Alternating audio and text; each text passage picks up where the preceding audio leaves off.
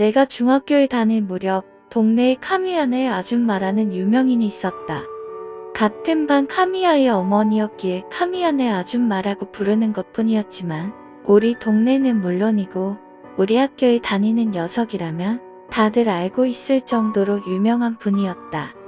겉으로 보기에는 그냥 아줌마지만 이야기를 잘 들어주고 말도 잘해서 동네에서 소문난 양아치도 카미야네 아줌마한테 혼날 바에는 안 하는 게 낫지. 라며 나쁜 짓을 때려칠 정도였다.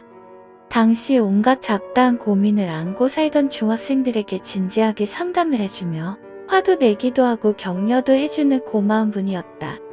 부모님이나 선생님에게는 말할 수 없는 것들을 상담할 수 있는 믿을 수 있는 어른이었다. 모두의 어머니 같았다고 할까? 그리고 지금도 카미야네 아줌마를 생각하면 떠오르는 것이 무서운 이야기일 정도로 무서운 이야기를 잘하는 분이었다. 내용은 흔하디 흔한 괴담이지만 말하는 방식 같은 게 몹시 능숙한 것이다.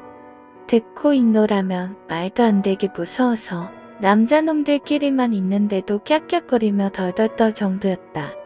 바로 그 카미야네 아줌마에 관한 이야기다. 내가 중학교 2학년이 되던 해 가을 우리 반의 전학생이었다. 아마 이름은 아키야마였던 것 같다. 우리 동네는 시골이라 전학생이 드물어 그는 꽤 주목을 받았었다. 키가 큰데다 얼굴도 잘생겨서 여자애들에게 인기 좀 끌겠구나 싶은 게 그에 대한 나의 첫인상이었다. 처음에는 다들 아키야마에게 다가가 이것저것 물어보고 친해지려 했었지만 시간이 지남에 따라 아키야마는 점차 혼자가 되어갔다. 걔한테 막 돌을 던지는 거 있지 뭐니? 걔가 다쳐서 낑낑대고 계속 던져대는 거야. 고양이를 힘껏 발로 차더니 쓰러진 고양이를 막 발로 밟으려고 하더라니까. 당연히 얼마 지나지 않아 소문은 담임 선생님의 귀에도 들어가 아키야마는 선생님에게 야단을 맞았다. 하지만 그러자 곧바로 걔네 어머니가 출동했다. 학교에서 나쁜 짓을 한 것도 아니잖아요. 공부도 잘하지 않습니까? 개나 고양이 좀 괴롭혀도 성적만 잘 나오면 되는 거 아닌가요? 정말 극성 맞은 아줌마였다. 소문에 의하면 전에 다니던 학교에서도 그런 것 때문에 문제가 일어났고 걔네 어머니랑 학교 간의 마찰 끝에 전학을 온 것이라 했다. 그 와중에 부부가 이혼하게 되고 결국 어머니의 고향인 이곳에 내려왔다는 것이다. 우리 어머니 역시 토박이었기에 아키야마네 어머니를 알고 있었고 그 덕에 나까지 소문을 주워들을 수 있었다. 하지만 우리 담임 선생님은 열혈 교사였다.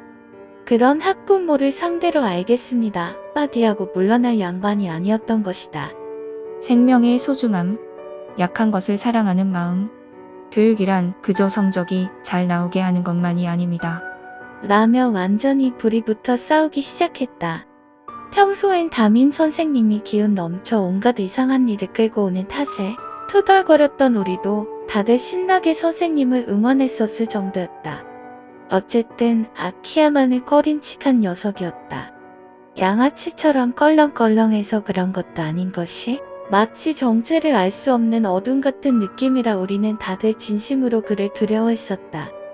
어느 날 내가 카미야네 집에 놀러 갔는데 마침 아줌마와 카미야가 같이 쇼핑을 가려던 차였다. 동네 슈퍼에 쌀이랑 이것저것 사야 해서 카미야를 짐꾼으로 데려간다는 것이었다. 기왕 놀러 온 거 나도 도와드리기로 하고 셋이서 슈퍼를 했다. 쇼핑을 하던 도중 아키야마가 조금 떨어진 곳에 멍하니 서 있다는 걸 발견했다. 아키야마네 집은 여기서 꽤 먼 곳이다. 그냥 쇼핑을 하러 온 것 치고는 좀 부자연스럽다. 나는 카미야를 팔꿈치로 콕 찔렀다. 카미야도 곧바로 아키야마를 알아차린 듯 했다. 왜 이런 데에 와 있는 걸까? 그걸 내가 어떻게 아냐? 소곤소곤 이야기를 하고 있자 아줌마가 뒤에서 쓱 얼굴을 내미셨다. 저 아이가 그 아키야마라는 애니? 용키 아셨네요. 하고 둘이서 깜짝 놀라서 말했다. 저 아이는 위험해. 가까이 다가가지 마렴. 그것밖에 방법이 없구나. 그렇게만 말하고 아줌마는 다시 물건을 고르러 가셨다. 지금까지 어떤 불량배라도 포기하지 않았던 아줌마가 그런 말을 하다니. 우리에게는 엄청난 충격이었다. 우리 엄마가 저렇게까지 말하다니. 라며 카미야도 깜짝 놀란 채였다. 그로부터 얼마 지나지 않아 아키야마는 학교에 나오지 않게 되었다. 하지만 아무도 걱정하지 않았다. 오히려 이대로 계속 안 나왔으면 좋겠다는 분위기였다. 몇 번이고 아키야마네 아줌마가 학교에 찾아와서 떠들었다. 너희가 왕따를 시켜서 그래. 그래서 우리 아들이 이상해진 거야. 왕따라고 할 것까지는 없었지만 반에서 혼자 동떨어져 있었던 것은 사실이니 어머니에게 뭐라 말을 했던 모양이다. 실은 우리 집에도 그 아줌마가 찾아온 적이 있었다. 아무래도 그 아줌마 역시 우리 엄마를 알고 있었던 것 같다. 내 아들이 우리 아들을 괴롭힌 거 아냐? 우리 아들이 너무 잘나서 질투한 거겠지. 어차피 글러먹은 녀석이지? 확 미쳐버렸으면 좋겠네. 처음에는 좋게 되돌려 보내려던 부모님이었지만 결국에는 화가 머리끝까지 나서 강제로 문을 닫았던 기억이 생생하다. 나는 왠지 모르게 슬펐다.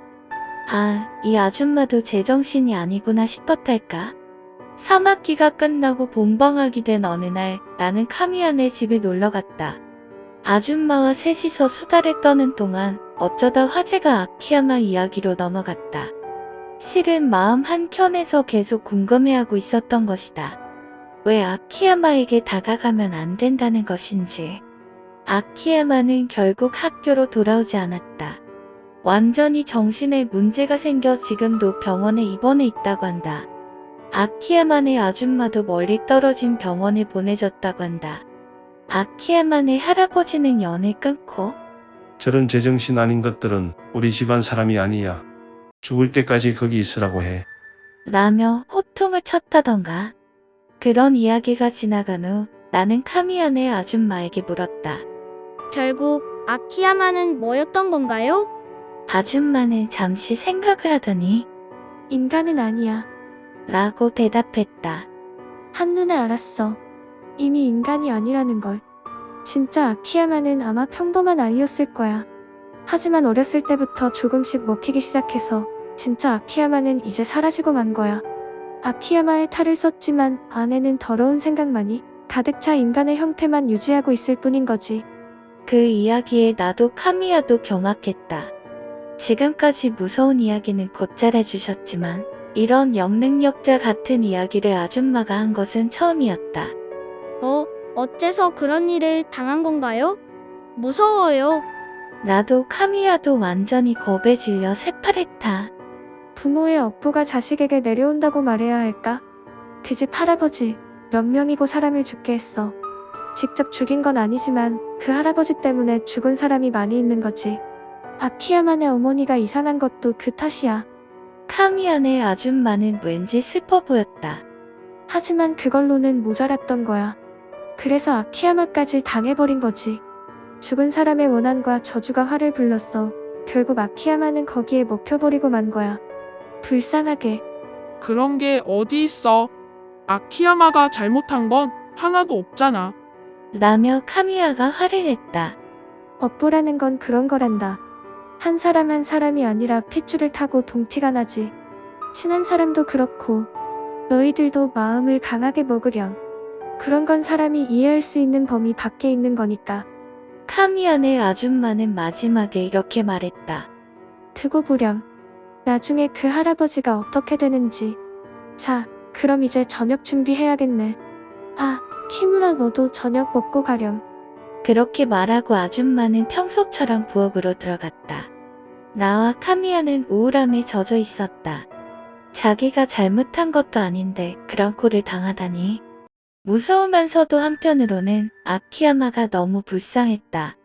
어쩐지 이 이야기를 다른 사람에게 털어놓으면 아줌마가 이상한 사람 취급받을 것 같다는 생각에 이 이야기는 나와 카미야만의 비밀로 남게 되었다.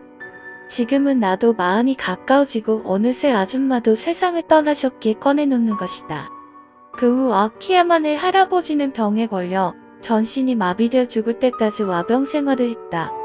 할머니는 간병을 하다 과로로 인해 세상을 떠났고 할아버지는 시설로 옮겨졌다.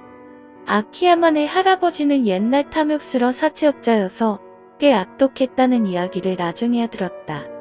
할아버지가 들어간 시설에는 우리 어머니의 친구가 일하는 곳이라 종종 소식을 듣곤 했다. 할아버지는 온몸이 마비되어 앉을 수도 없는 상태였다고 한다. 하지만 그럼에도 통증은 가시질 않는다. 거기에 아무리 자세를 돌려 눕히고 치료를 해도 온몸에서 욕창이 낫지를 않았다고 한다. 그 욕창 때문에 생긴 상처로 온갖 감염이 일어나 병이 겹치고 겹쳤지만 그럼에도 그는 죽지 않았다고 한다. 저게 진짜 생지옥이지 뭐니? 하고 어머니의 친구분은 혀를 내두르시곤 했다. 결국 아키야만의 할아버지는 얼마 전에야 세상을 떠났다. 20년 가까이 생지옥 같은 고통 속에서 버틴 후에야. 아키야만의 아줌마와 아키야마에 관해서는 잘 모른다. 살아있는지 죽었는지조차. 결국 이 모든 일은 우연이었는지도 모른다. 아키야만의 할아버지는 그저 끔찍한 병에 걸린 것이었고 아키야마와 아키야만의 아줌마는 정신병을 앓은 것뿐이니까. 세상에는 아무 나쁜 일도 하지 않았는데도 병이나 사고를 당하는 사람도 많고.